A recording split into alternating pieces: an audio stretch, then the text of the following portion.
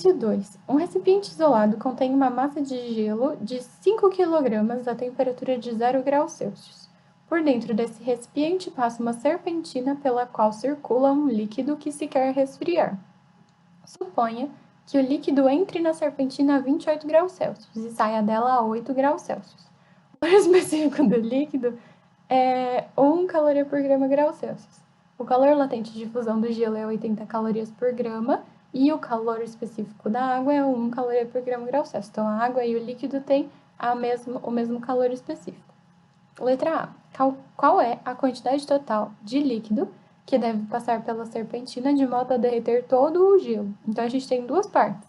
Vamos pensar primeiro quanto que o gelo precisaria de energia recebida para ele derreter.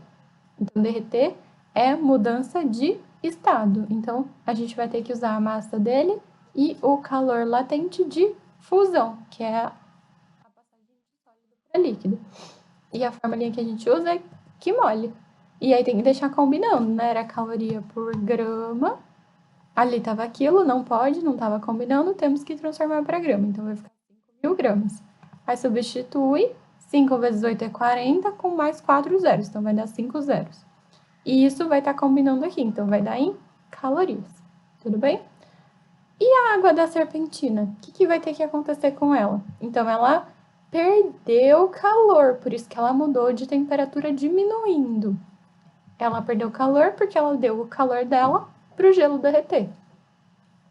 Então, quais são os dados que a gente tem para ela? Ela era líquida e continuou sendo líquida, então não mudou de estado. Ela só mudou de temperatura. Então, a gente tem a massa desconhecida, que é o que a gente quer descobrir. O Czinho é 1, a temperatura inicial é 28 e a temperatura final é 8.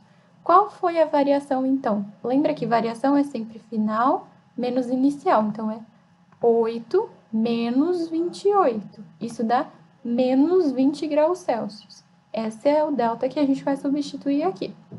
Então, o calor que a água perdeu, porque é negativo, vai ser m vezes 1 vezes menos 20. Mas eu não sei o m e nem o q. Eu não consigo resolver essa equação. Eu só consigo multiplicar aqui para deixar um pouquinho mais bonito. Eu sei que o q dela é menos 20m. Porém, a gente sabe que tudo que ela perdeu foi para o gelo. Então, se eu somar o q do gelo com o q da serpentina, isso tem que dar zero. O que um perdeu, o outro ganhou. No balanço, vai ficar zerado. Então, é uma conservação de energia. O Q do gelo a gente calculou aqui deu 400.000. E o Q da serpentina é menos 20m. Então, eu posso substituir, passo 20m para o outro lado, vai ficar positivo. Aí, eu posso cortar um zero de cada lado, dividir os dois lados por 10, vai ficar 2m igual a 40.000. E qual que é a metade de 40.000? 20.000. Mas isso aqui tá em quê? Lembrem que estava aqui? Em gramas. Isso corresponde a quantos quilogramas? Porque ele quer a resposta em quilogramas. 20, é só dividir por 1.000. Isso aí. E vamos para a letra B.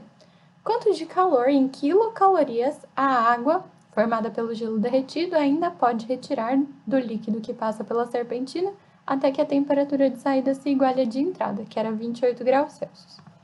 Então, a gente tem uma mudança de temperatura, certo? A massa continua sendo a mesma lá do gelo, 5 kg. Agora ele está líquido, então a gente vai usar o calor específico da água líquida, que ele deu aqui no final. A temperatura final é o 28 que ele quer chegar, só que qual vai ser a temperatura inicial? Se ele acabou de derreter.